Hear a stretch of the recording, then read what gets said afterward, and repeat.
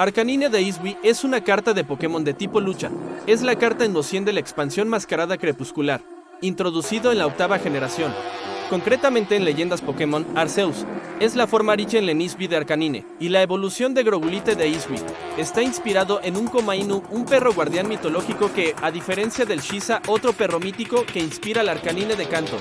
Posee un cuerno en su cabeza, se le representa en estatuas de piedra frente a los templos de y su tipo roca. También puede que esté basado en un caballero medieval, con su pelaje oscuro con forma de armadura. Arcanine muerde a sus adversarios con sus colmillos envueltos en llamas. Le gusta provocar a sus oponentes y juguetear alrededor de ellos, al combatir. Pareciera que baila alrededor de sus adversarios.